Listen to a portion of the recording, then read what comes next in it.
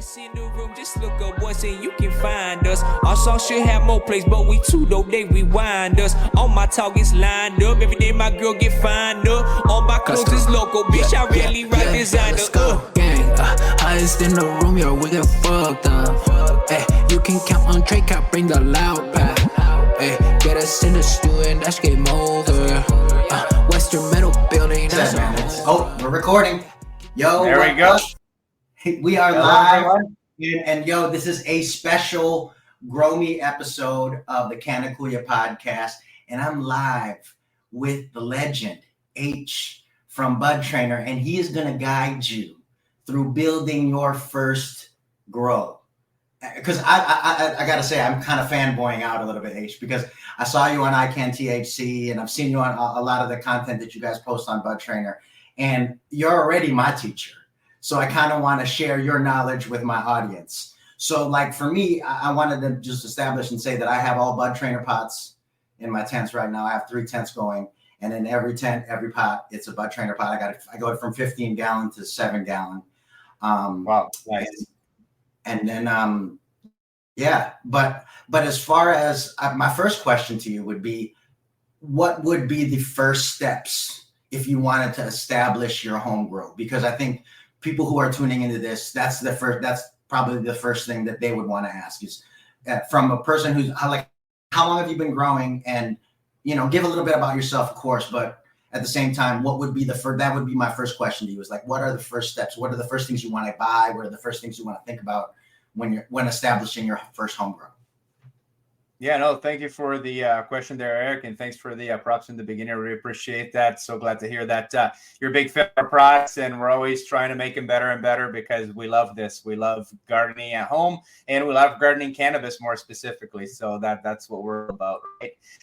And when it comes to, you know, starting your own grow, whenever I think about why do people start their own grows and why would you grow at home versus just buying at the dispensary or buying from a dealer that you can just text and they'll deliver it right to your door, right? Which is so much easier.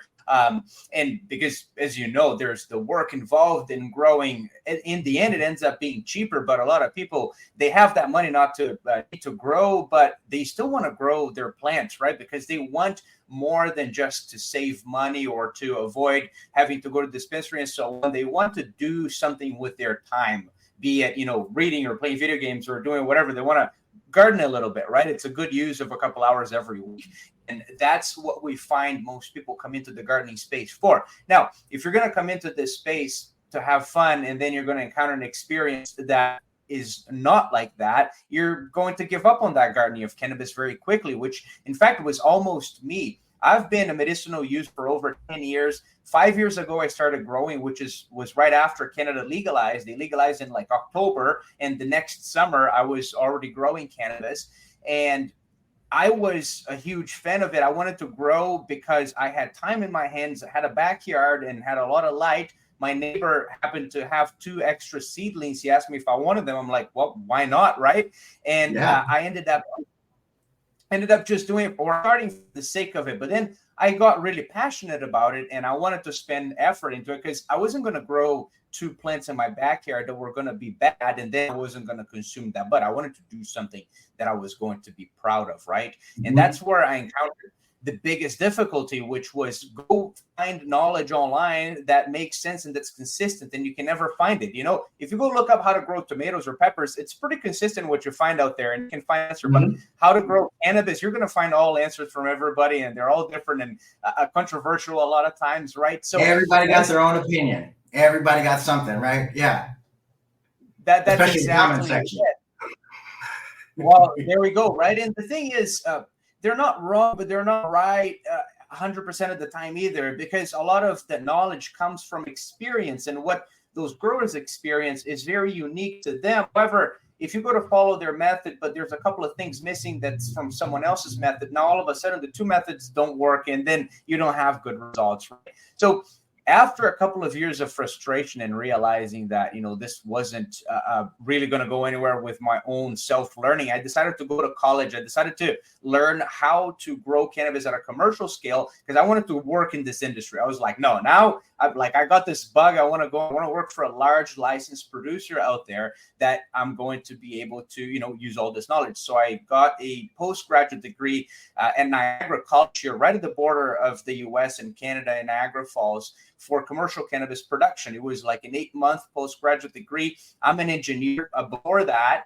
And as I was doing this program, the cannabis industry here in Canada had already been around for like a couple of years. So all of the hype started to kind of like go down. There were a lot of these large licensed producers that were actually laying off a lot of people. They're like shutting down this big facility, 200 people laid off, shut down this other facility, 150 people laid off, and so on. And this started happening a lot while I was in school. And I was observing that. And at the same time, what I was learning in school, I was applying to my own grow at home. And I was realizing that growing cannabis at home was a lot simpler than what I had, learned before. There were so many things that were just completely unnecessary. Whereas the way that we learned how to grow in college commercially, it's super simple, because if you're growing commercially to make a profit, you want to grow things inexpensively and you want to grow efficiently. You want to be able to get the product out of the door with a lot of THC and a lot of weight on it as well, right? So if you apply that knowledge to your home grow, well, you're just going from 100,000 plants to 4 plants or 6 plants. It's a lot simpler, right? Yeah, and that's exactly what I realized, right? That's what I realized that the whole world didn't have, was access to this knowledge of how to grow commercially, but at home. And that's where I decided to start Budtrainer, to make products that not only help people grow more easily. So we started with plant training, which is really what you should be doing with your plant, especially when you have a limit of when you can go at home. Train your plants, maximize that canopy area, right? So we started with the bud pots, the bud huggers, and the clips here. And as we kept going, we realized that there were other things that we could do to help people be more successful. That's where we started with the bud cups. But that's where we come in. Where does it simplify, right? So what else do you need to be successful as a new grower? And this is where I'm going in with all of this, which is you don't need much at all. You need very simple ingredients. All you need is healthy plants. And healthy plants, as you know, a lot of people, a lot of your friends probably have house plants that, they always take care of and they're always beautiful. It doesn't take that much, right? And it shouldn't. If it's taking that much effort, it's getting too complex, is because you're overdoing something. And that's likely going to be the reason for your failure, not the fact that you didn't do enough. So with that said, what we always recommend is, one, if you're a new grower, start with soil. If you start with soil, especially a rich soil, a soil that already has some nutrients in it, if you look at the bag, there's 3 numbers on it, the NPK. If you start with a soil that has a 111, a 222, even 333, that means that you have nitrogen, phosphorus, potassium in that soil so that your plants can pull that from, and they're not going to starve. Versus if you start in hydroponics and you don't feed them exactly the right amount of nutrients that they need, then they're going to have a deficiency, and then you're like from the very get-go, right? So I gotta say, hydroponics was very intimidating when I was thinking about growing. It's a very intimidating process, just because, especially, there's so many factors that you have to deal with and kind of determine and evaluate. So for me, soil was always the way to go for me, especially. Did you do a deep water culture or cocoa or rock wool? Which kind of? No, I just thought, like, when I was thinking about how am I going to do this and which process am I going to use and all the different things. And, again, and part of it was really seeing that I Can THC video with you and your pots. And I was like, what, low stress training in soil sounds like the basic. And I don't want to say basic, because there's a lot of factors that go into growing in soil. But as far as, like, it's the most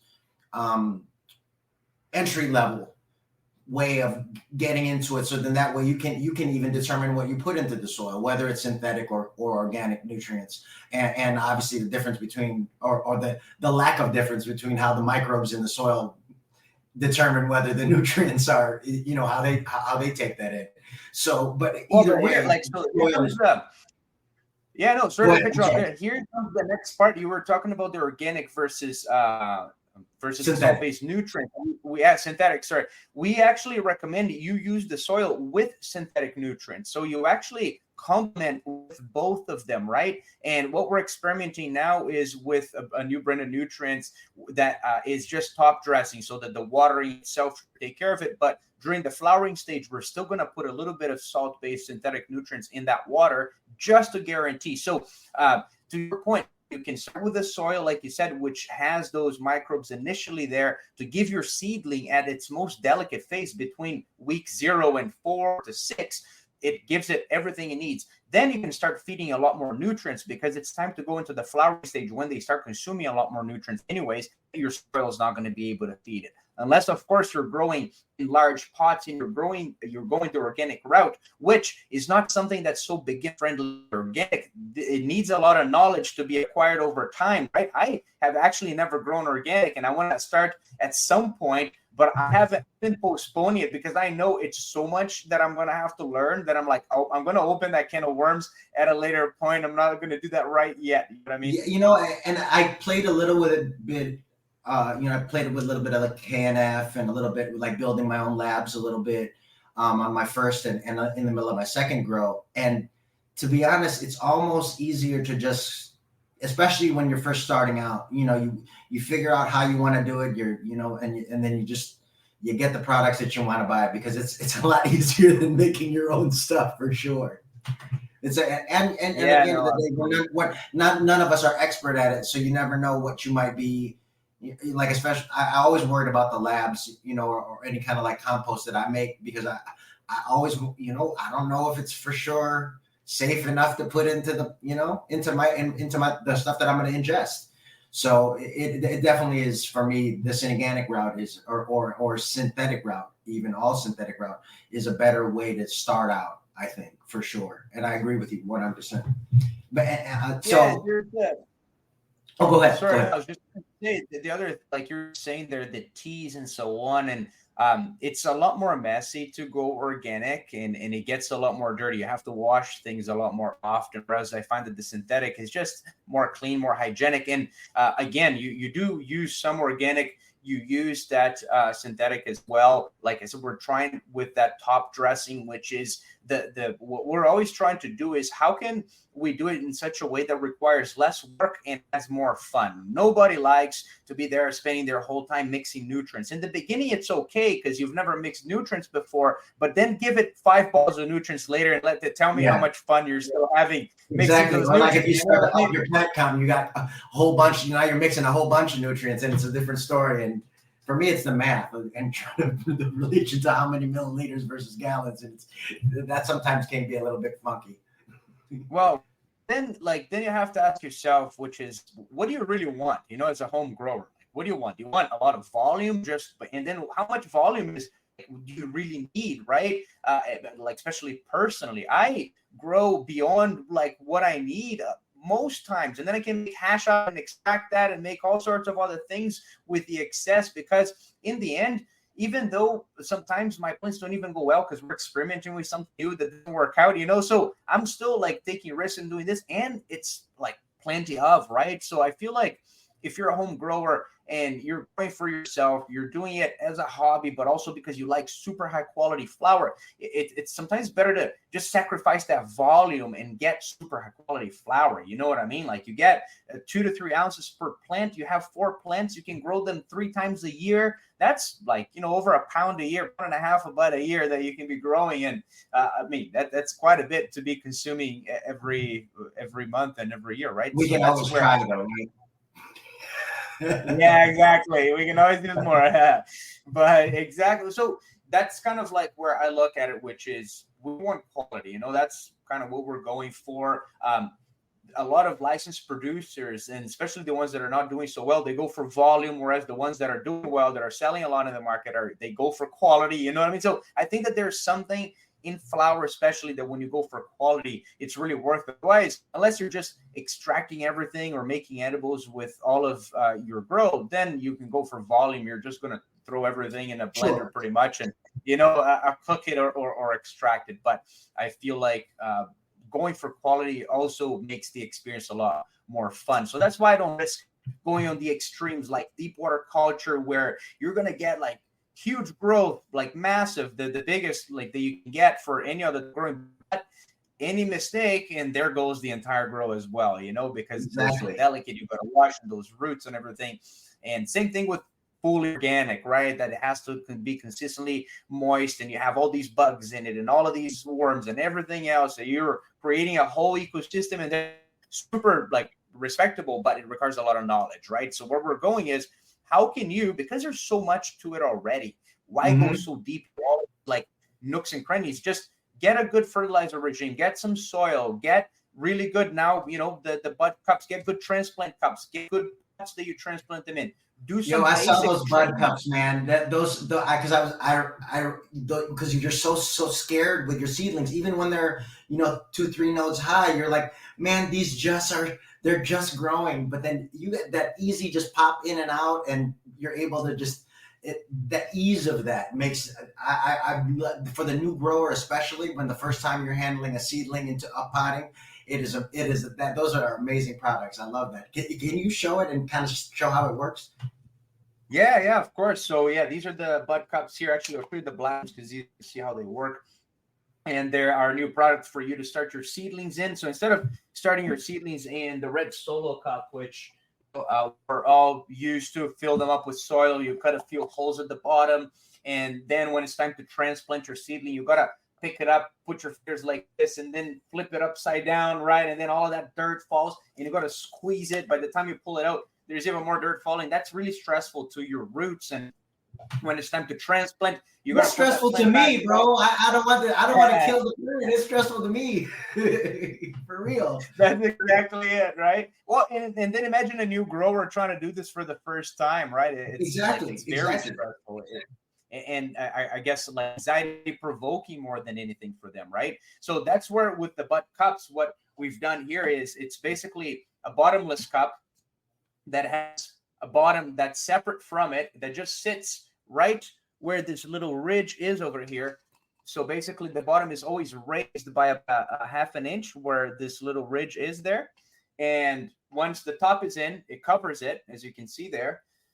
And when you fill it with soil and it's time to transplant, so let's suppose this was it filled with soil, all you have to do is push it at the bottom here, and your entire soil, your root ball pops up without you having to flip it upside down. And then all you have to do is pick it up from the base and plant it where you want to go with. So sprinkle a little mycorrhiza there, and then you're good to go. Boom, right into the big pot. Exactly. Yeah, I just left a little bottom here. So that's basically it. The idea of this assembly here, and this bottom plate, as you can see, it goes up like this, so the water hits the middle, and it's always going to the sides. Wow. And then on the sides, there's little divots here that let the water go through. Right, so the water is always coming. Engineering right there, right? There goes the engineer. That's exactly it. And so they don't only make it easier to transplant, but we've done the comparison, and there's photos actually. If you go on our website, the Bud Cups listing there are photos that show the difference between the root ball on a red solo cup and the root ball in a Bud Cup, and they're a lot healthier on the Bud because they get a lot more aeration because they don't get that water logging at the bottom, right? They don't get all of that circling around. But, I mean, and that slope is really awesome because it also lends itself to when you're pushing up, you have the center and it pushes right up, and I mean the whole design. Like I said, it blew my mind when I saw it. I was like, oh my God, that's the perfect seedling cup for sure. Yeah, no, thank you. Appreciate that. And that's what we wanted to do, was to help growers have more fun with the process without all of that work and that mess that comes with gardening. Because if we can do it, then they're going to grow through it and they're going to be happier with their results. So I feel like today we just need to cut some obstacles out of the way for a gardener, especially the ones that can cause a lot of damage to their plants. Like, that's why we recommend doing a little bit of soil with a little bit of nutrient, and you're going to get the best of both worlds. The chances of your plant, not doing well, it's still there. Don't get me wrong. There's some strains that are super specific in what they need and so on. If you start with a beginner strain, you start with soil that's already got some built-in fertilizer there. Like I said, a 3-3-3 or something like that. And then you get some fertilizer on the side, a veg and a flower nutrient. Feed it very little. Whatever the nutrient says, you feed like 10% to 20% of what they say, just to give your plants that tiny little bit of a boost if they need. And if they start going yellow, you raise it up a little bit more, but likely it won't be the case. Likely they're going to be just fine with a little bit of nutrient with that soil there, and off you go, right? So it's just reducing the risk. With the bud cup, same thing. If you're going to transplant in the red solo cup, it's risky. It reduces the willingness that people have to do that. Maybe I'm just going to plant straight into my pot. It's too much of a pain in the ass. It's like, no, now you have the bud cups. It's super nice and simple. It's better for your plants. You transplant. Now you have them on the bud pots. Let them grow a bit, a little topping. Those branches grow. Super nice and easy. Get the bud huggers and the bud clips and start bending your branches. We made it that way so that beginners as well learn how to train their plants, because it's super easy. Yeah, you're going to break a branch or two, but that's just a rite of passage. Everybody's going to break a branch or two. Doesn't matter if it's first or your 10th grow. When you try to train your plants, you will break a branch or two. So might as well start early, get that yield out of your plants. And once you've done a good training job, your plants are already flowering. You've supported those buds with either a trellis net or by tying them to one another to pull them in so they don't fall as they get heavy. You're off to a good race, you know. So it doesn't take much. All it takes is a little bit of soil, a little bit of fertilizer, a transplant cup in a pot, and garden ties and low stress training clips. If you're doing indoors, you need the tent, the light, and the fan as well. But if you're doing outdoors, you don't need anything else. You know what I mean? So it keeps it super simple. And right, a lot of people are going to say, no, but you need all of these different nutrients and all of the different kinds of fertilizers that have like 10 different ones. You know, don't go for those. Go for the fertilizers that have one for veg, one for flower. That's really all you need. Your soil, get that good result the first time around. And then if you want to build onto it the next time around, add a couple of ingredients. And then you go for your third grow, add a couple of ingredients. By the time you're on your 10th grow, you're going to be a pro grower. But if you try to do everything on your first grow, that's when you make mistakes like I did for the first couple of years. I was all in. I was trying everything. I even tried to put a knife I'm happy. For me, I was just happy I got a harvest on my first grow, because I threw everything in the kitchen sink on that first grow, trying to figure out what was going to make those plants bigger. Right. It's it's like not a good feeling when I still consumed the first plant that I grew, but looking at it now, I'm just like, wow, it's like when you cook your very first meal that tastes terrible, but you still like it just because you cooked it. You know what I mean? That was kind of me with my first. You hit it exactly right, bro. Yeah, right. It's funny how it works. However, I will say this, man. Like, and then I said this on the first podcast and the first episode, because this is kind of not necessarily what got me growing, but after my first harvest, like you said, man, it's really about getting to that first harvest, regardless of the quality, regardless of the yield, regardless of whatever. When you get that first dried, cured bud that you grew yourself and you smoke it, maybe you're not stoned out of your brain, but you'll never feel better about a joint or a weed, however you consume it. When you smoke that weed that you grew yourself, it is a different feeling. It is a different. It's a connection with the plant that is different than any other connection I've had with the plant. And I've been smoking for a long time, and in the same way, but growing it is a different. I can see why when you first started growing, why it was like, oh my God, this is amazing. I want to do this really, all the time. And you went to school for it, because after you feel a connection with this plant and you watch it grow from a seed to this huge thing with these huge, beautiful, delicious buds coming from them, it's a different process and a different experience. And then when you smoke that, it's an even better high. I think that's my own personal opinion. And again, I'm so glad that you are you gave the basics, but it's literally the basics that you taught me when I was watching you in the videos on YouTube, and now to get to talk to you directly, it's great to be able to. But what I wanted to kind of ask you, when you're low stress training, because that to me is like the key to getting a good yield, especially when you only have 3 or 4 plants or however many plants you have in a smaller space. When you're low stress training, what would be your, I don't know, what would be your best tips to low stress training? Because there is a science or almost like an art to it. Because I remember when we were first talking about before the interview, and I mentioned that I feel like Mr. Miyagi when I'm training the plants to grow a certain way. So what are your techniques? What do you look for, and when you see what you know what I'm saying? Like, what are the tips that you would say in as far as your best low stress training tips using your pods? Well, first of all, I just wanted to say that I totally resonate with the aspect of like once you consume your own bud that you've grown, it's like a completely different experience. And once you experience that, it's hard to experience anything else. You know what I mean? And unless you're consuming from someone else who grew and you know that person, and then you have the respect for that person as well. But consuming dispensary cannabis after you grow your own is very difficult, you know. Plus, it's never very difficult, man. I've only consumed for like 2 months of my own stuff, and it's hard for me to buy weed now, man. It is really hard. I know.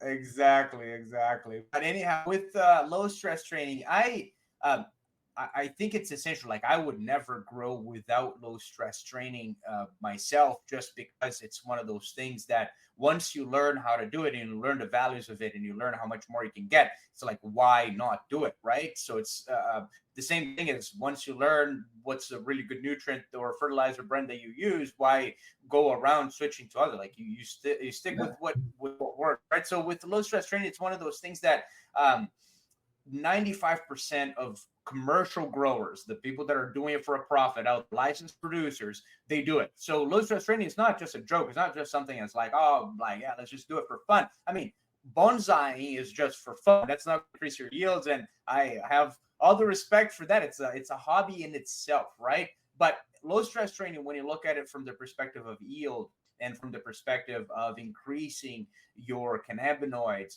what you're basically doing with the low stress training is that you're taking branches that are naturally growing almost vertically, like on a bit of an angle, but almost vertically. And the plant, the cannabis plant naturally grows in that Christmas tree shape, right? So with those branches shooting out from the bottom, bigger, and then the smaller ones at the top.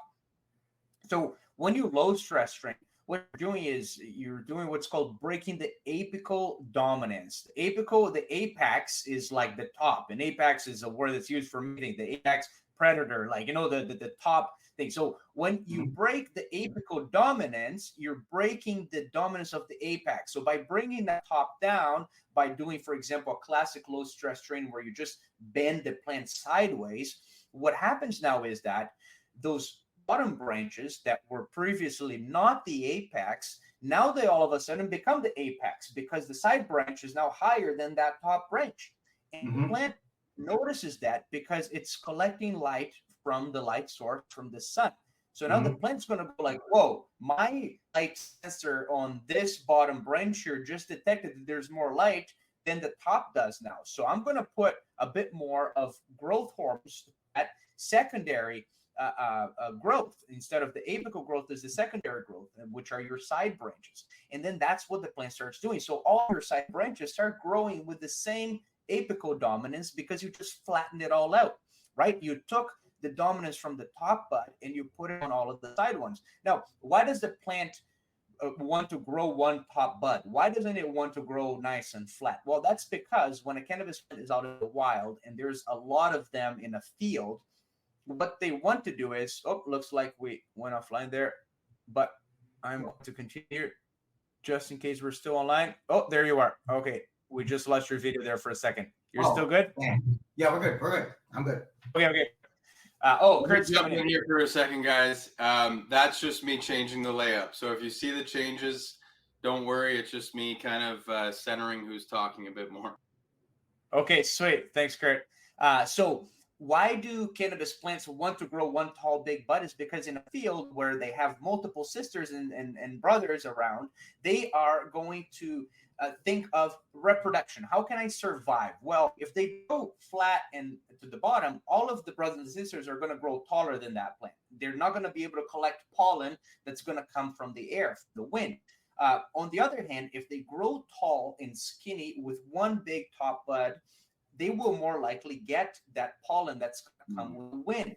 So then they're going to create their seeds, drop their seeds. Because cannabis is an annual plant, it expects to die at the end of the season. Those seeds are going to go in the ground with all of the rain and so on, and the snow that comes and melts. And then by the time spring comes, the temperature rises above 10, 15 degrees Celsius. Those seeds that overwintered will grow again. Now you have a full field with even more cannabis plants, and they're all fighting again for that one small little spot. That's why cannabis plants grow that way. But we don't want them to reproduce at home. We want the opposite of reproduction. We want them to not reproduce. We don't want seeds in our cannabis plant, right?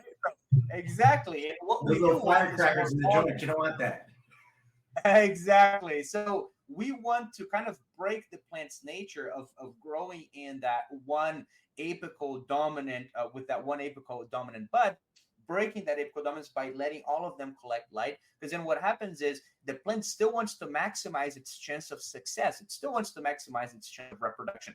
Once something happens, let's say a tree falls, right? There's a cannabis plant growing, a tree falls on top of it, and then boom, that cannabis plant is flattened out in nature, not by a human, but in nature. Well, what is it going to do? The whole top is smushed now by a tree. Well, the only option that it has is to grow sides and those bottom branches that it was growing, right? So that's what it does naturally. And that's what we're doing here, is acting like that tree trunk that just fell on top of the cannabis plant, bending it to the side, exposing it to all the light, forcing it to grow in all directions. And ultimately, we're exposing it to more light.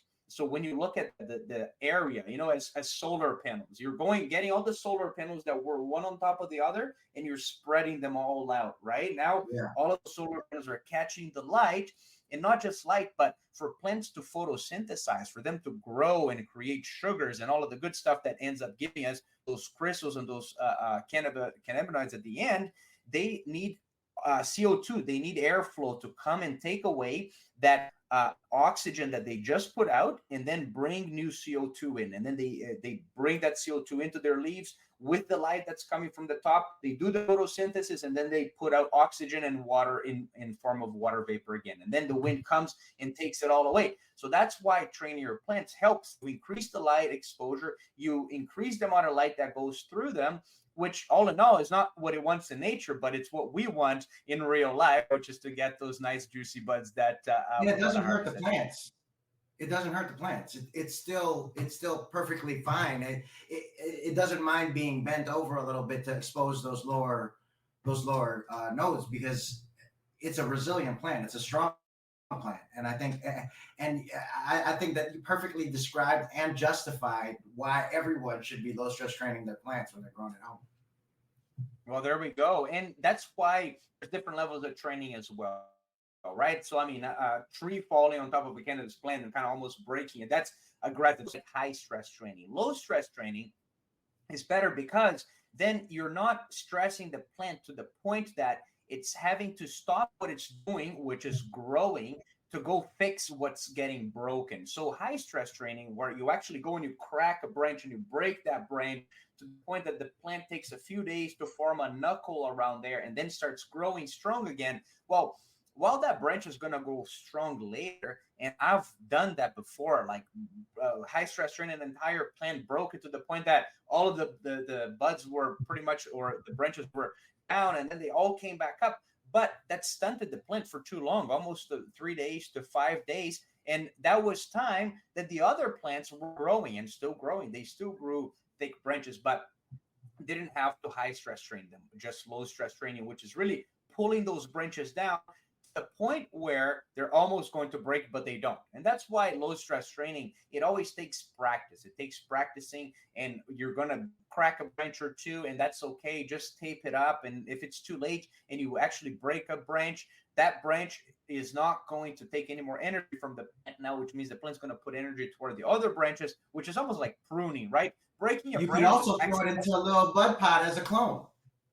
There we go. Exactly, right? You can take it into a cone and use it in the bud cup again. There we go. There's many other uses for it, right? But the point is, it's still worth going through the risk of the low stress training and doing it lightly, to the point that you're not trying to bend the woody parts of the plant. As the cannabis plant grows and you like feel that, stalk, it's almost woody and hard, and the skin around it is tough. Whereas at the top, where it's still new, it's nice and bendy, right? So if you're always low stress training the bendy parts of the plant, it's just looking at it's like, okay, I was growing, there was something on the way, I just had to go around it. And then there was something on the way, I just had to go around it. That's kind of like what the bud clips do, right? That's what bending them with the bud huggers kind of does, which is, it's like, hey, you were growing this way, then something just did this to you, right? And then now you have to grow that way. And then you're growing this way, and then something did this to you, and now you have to grow that way. But it's not like cracking the plant that way. It's just a little, just push it, and then the plant keeps growing that way. Just push it down, plant grows that way, right? So very light and low stress so that the plant recovers in a few hours, not a few days.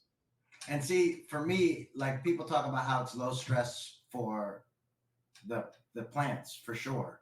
But for me, it's low stress for me because I don't like, like topping your plants and doing, like for me, I love low stress training because it's not as, especially for new growers, because you don't, like for new growers, sometimes chopping off, topping your plants, it can be a little nerve wracking, but just bending it over as much as it can bend and then tying it on the side with that little rivet on your Budtrainer plant, on your Budtrainer pot. I mean, it's a lot less stressful for us as growers, especially new. Well, like I said, exactly. Yeah, no, that's a great point. And when we do recommend topping as well, but we recommend it in a different way that a lot of people do, where I've seen a lot of topping guides where people will let their plant to like this size and then they top it almost like 60% of the way up. You lose a big branch with a couple of nodes in that branch, and then you're losing all of that growth for no reason. Yeah. Where we recommend, right? We recommend topping right after. So you transplant it around week 4 and 5, give a week for that plant to start growing the roots. And what we recommend topping is the top half an inch. That is just that tiny little node. Because once you cut that little node, start of a little node, right? Exactly. Because then the plant didn't waste all of that time and energy growing all of that, and then you stunt it, and then it's like, whoa, what just happened here, right? Whereas a tiny little snip there, it could have been a bird that just came and ate that away, and it's like, oh shit, lost my top, got to throw to the side. Or even now, a right? strong gust of wind, maybe. Sometimes you never know. So it's not exactly it's still a high stress technique technically, but at the same time, that little first top thing, that is different than them dudes that be cutting like 3 or 4 nodes off. I'm like, why did you just threw away like 2 weeks of work that you just cut all off? I don't know. Why would you do that? No, that's totally true. And like, so it's funny how like things fall into the different categories, right? Like the low stress training, the high stress training. What I look at topping as and defoliation, for example, it's pruning, which is its own category. So like topping is pruning. High stress training is like bending branches to the point that you're really breaking the stem, breaking that skin. And then low stress training is when you're just bending them to the point that there's no cracking, there's no breakage of any tissue, whether internal or external there. So it's almost 3 buckets that you can look at. And pruning and defoliation is super recommended. Everybody recommends defoliating, even plants you low stress train. Now look at how many leaves you remove from a plant when you defoliate it. Look at how little you remove when you top it.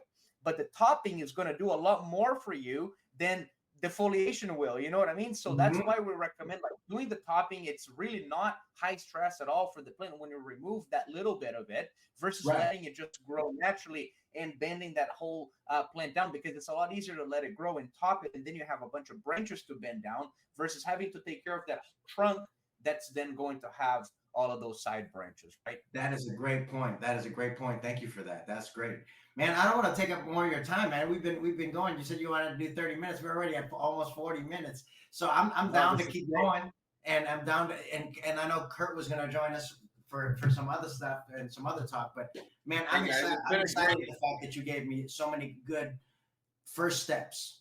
That was all I was looking for, was the first steps, and hopefully they'll use your products with those first steps, because your products make it easy. I've personally enjoyed the show, so thank you two guys for being my entertainment, at least for the last 40 minutes. No, that's great. Yeah, you ask good questions, Eric, so that's why. I'm a pro. That's why I've been doing this stuff for a long time. It's part of the reason why. Another reason why I started the podcast was because when I started growing, I was watching all the other, I Can't THC and From the Stash and all these really great podcasts. But I'm a really good podcaster, and I'm a good comedian, and I'm good at this stuff. I'm good at interviewing, and again, I'm passionate about growing. So it kind of, all the worlds kind of, melded together, and that's kind of why I'm really happy to be. Like, I'm still fanboying out, because Kurt, I see you too on Instagram. I recognize your face too on all the stuff. So it's a weird thing to be able to, the people that you watch and learn from, and now I'm interacting with you guys and talking with you guys and discussing grow, which is the coolest thing, because you don't get to really discuss growing with. I mean, I can, but most of the people who don't grow around me don't like to talk about microbes and stuff. It's definitely a niche topic, and I think that's a great transition here with something I wanted to ask you about, which was your comedy, because for H and I, we have a lot of experience in like business presentation, right? So that's where we have a little bit of an advantage compared to somebody who's never even presented before. But for somebody like you, who's put themselves out on the line as a comedian, that's going to give you such a huge advantage with your podcast and just cultivating a fun conversation, right? So kind of on that topic, to transition away just a bit from growing is, when did you kind of start getting into stand-up? Have you been doing it for quite a while? I know I've seen your Instagram comedian page, which is I think Erick Esteban Comedy, right? Yeah. I mean, I started doing stand-up. I'll be turning 50 this year. I know it doesn't look like it, but I'll be turning 50. Good for you, man. It does not look like it. There's a lot of gray in my hair, but I'll be turning 50 this year, and I started doing stand-up. I've been acting. I did my first professional play since in 1997. That's kind of like the bump. I've been doing this professionally since 1997 on stage, but I started doing stand-up when I was 40. And one of my first jokes that I wrote was that this is kind of like my midlife crisis, doing stand-up. But I've been on stage my whole life.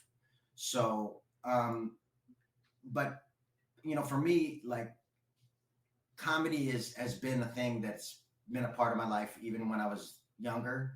Like, I was kind of the class clown. I was always, and kind of part of that is being Filipino, because I was kind of the only Filipino growing up in Chicago. So part of the only way that people would pay attention to me is if I would make them laugh, or I would do an impression, or I would, do a funny voice or whatever else. So it kind of was always my way of interacting. So it kind of is like as far as like my comedy and doing stand-up comedy, it's kind of always all my paths from childhood till now have kind of led to this. That's really cool. So, like for me personally, that's one of my favorite things to do is watch comedy, especially after consuming a little bit of cannabis. Oh, dude, you guys are so talented. You don't need the cannabis, but adding it never hurts, in my opinion. Oh, yeah. That's wild. Since 1997, then 10 years doing it professionally. That's amazing. So, maybe tell us just a little bit about, like, I would assume you were probably consuming cannabis before you got into stand-up, or what did you get into cannabis? Oh, man, I couldn't do stand-up without cannabis. For real. Like, I smoke before every set. I smoke when I'm writing jokes.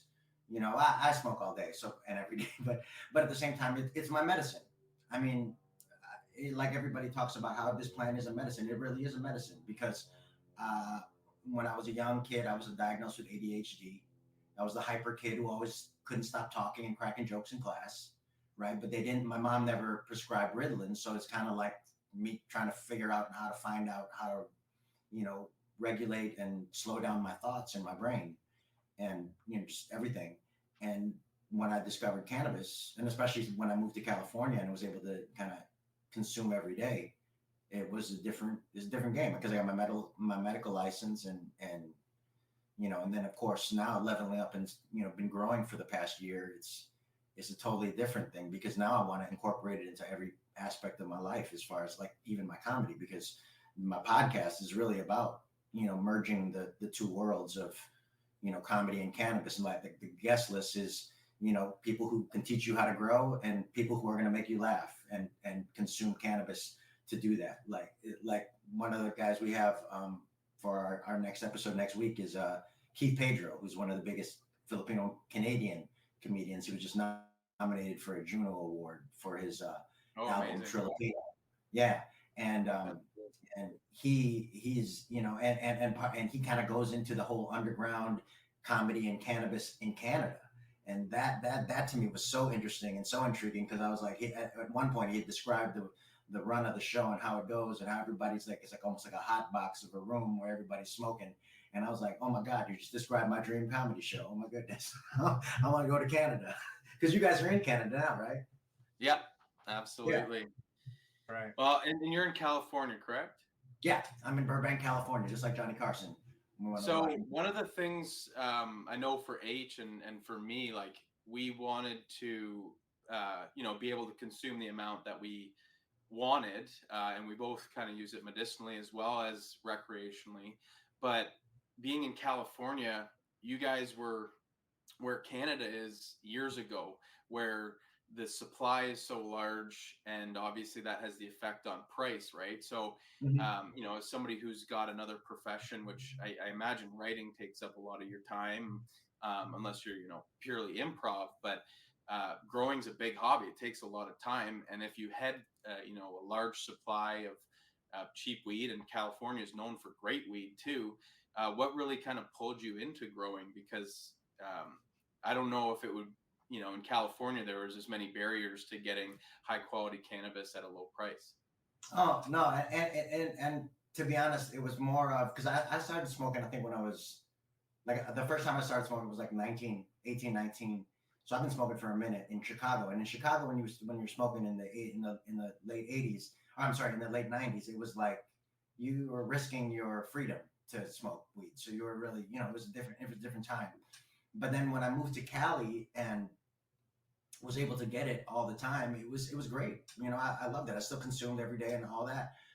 But the reason why I started growing was, like you said, I've been doing comedy for 10 years now, and that's kind of culminated last year in January in my first 1 hour special. I did a special in my hometown of Chicago where I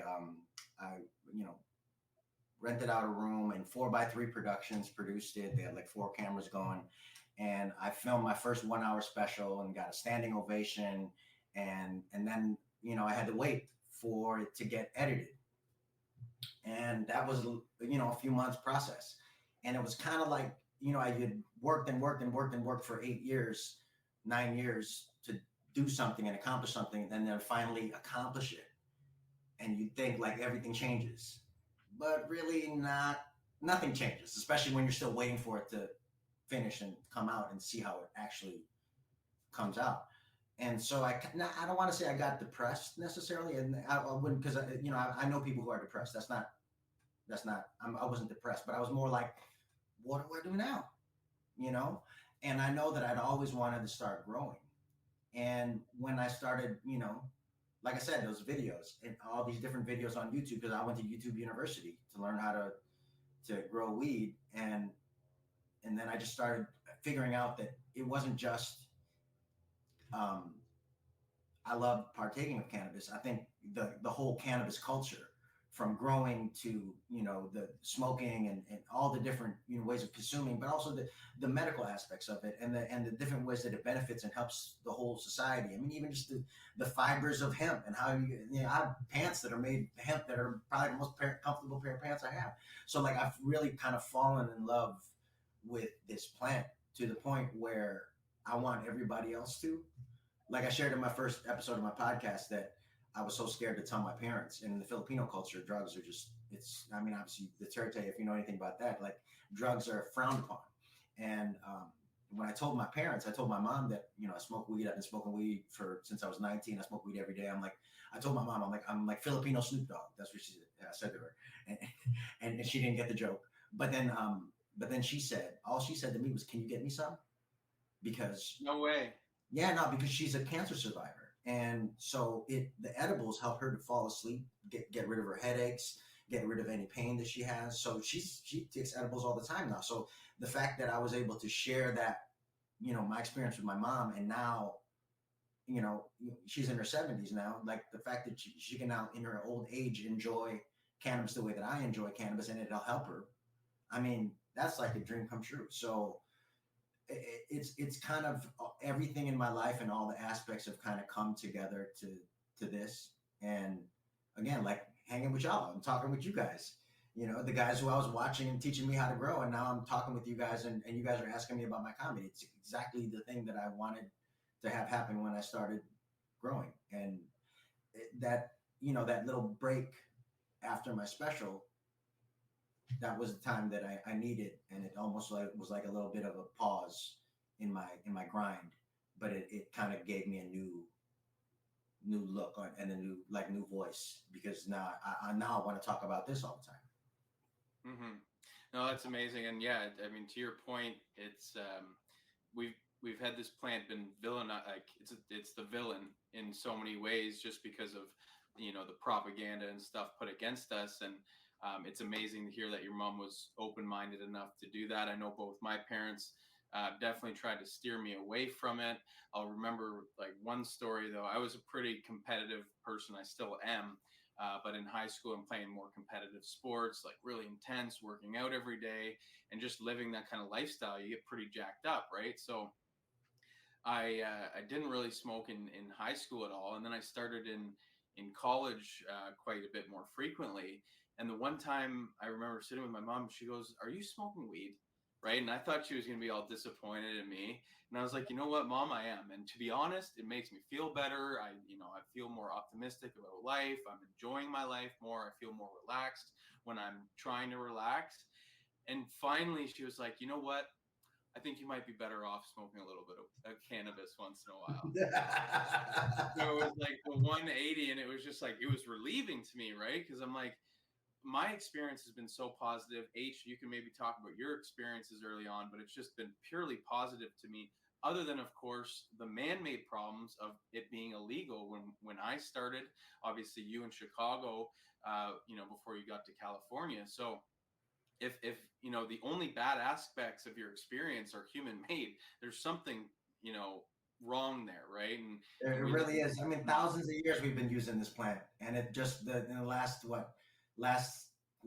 quarter 75 years, people have been demonizing it for in a lot of ways racist reasons. It sucks, but especially here in America, I go back to the Roger Aislinger quote that they talk about, where he says Negroes, Latinos, and Filipinos use cannabis or use marijuana to lure white women away from their husbands. Which, I mean, propaganda, man. That's it. People get scared, and people have been afraid of this plant for so long. And to be honest, if more people were open-minded, like your mom and like my mom, in as far as either open to taking it and trying to try it and see if it helps them, or at least accepting it in the person that is using it in their life, and not trying to make them or demonize them or make them in any way a bad person, because they're the same person that they were. Especially if they're consuming cannabis and you're chill and you like them, you probably like them and they're chill because they smoking cannabis. You should probably leave them alone and not worry about judging them about smoking cannabis so much. Mm-hmm. Yeah, no, and for sure. But like, even in high school, I think the main reason I stayed away from it was because I was always taught to view it in the same talk as, heroin, cocaine, magic mushrooms. And it's just like, it's far closer to like a coffee or an alcohol, right? Probably alcohol would be the best comparison. And I've never had a hangover from weed. I don't know about y'all, but I wake up a little groggy after edibles, but no. That is called waking up, homie. You are just groggy. That's not a hangover. I have had hangovers that will, where it's like, throwing up and all the other that. I have never had that from weed. I don't know about y'all, but that is 100%. And H is from Brazil. Like it's not legal there, is it? Right? So. No, yeah, it's back when I was still there, it was still very frowned upon. Now it's a lot more relaxed. Like a lot of people are looking at doing it more, and they're getting more medicinal licenses to grow, and it's really going that way right now. There's a liberal government going on, so I feel like they're taking the right next steps. Colombia, right beside Brazil, is already growing a lot of cannabis and exporting it to Europe, which has very high standards, even higher standards than here in Canada, for the cleanliness of their product and how it's grown. So I think that it's just a matter of time until countries in South America start getting into it, start getting behind it, especially Brazil. The only thing, speaking of international, I just saw that news on Thailand and how they were regressing all the marijuana laws, and I was like, man, the idea that the one government switch and you can totally 180 that stuff. It was becoming the weed capital of Asia, and then it's now fast becoming, you're going to get in trouble again if you go there and smoke.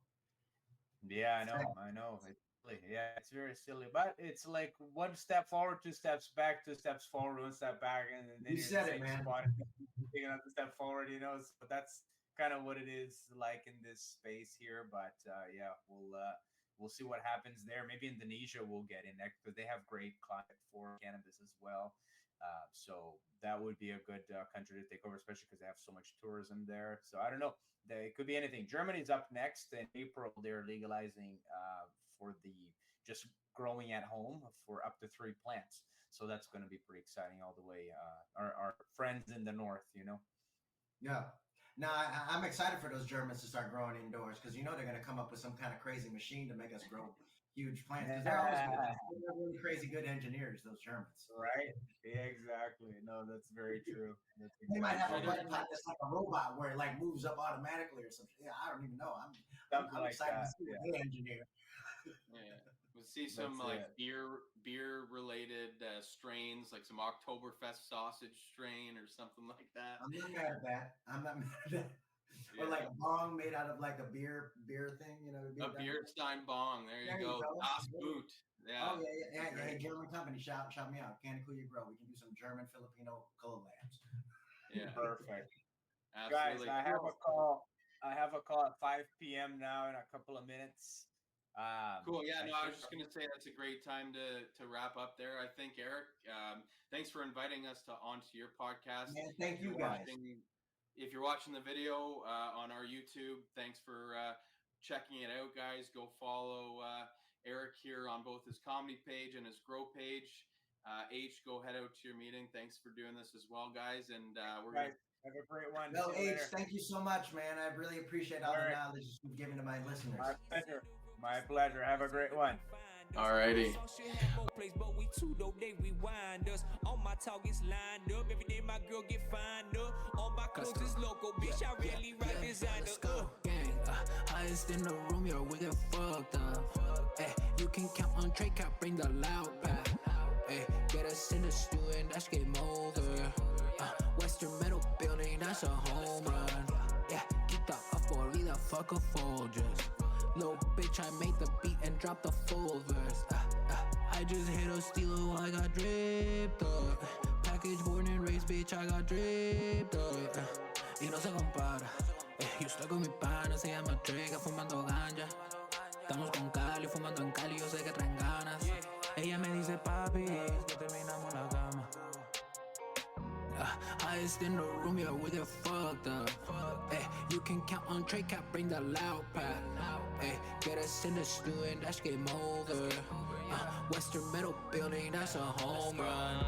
Yeah, we got hits like Tatis and Machado. Man, we know you're not a leader, cause all our moves you just follow, packing big bowls. You know we just scooped up that gelato, cause I smoke killer. My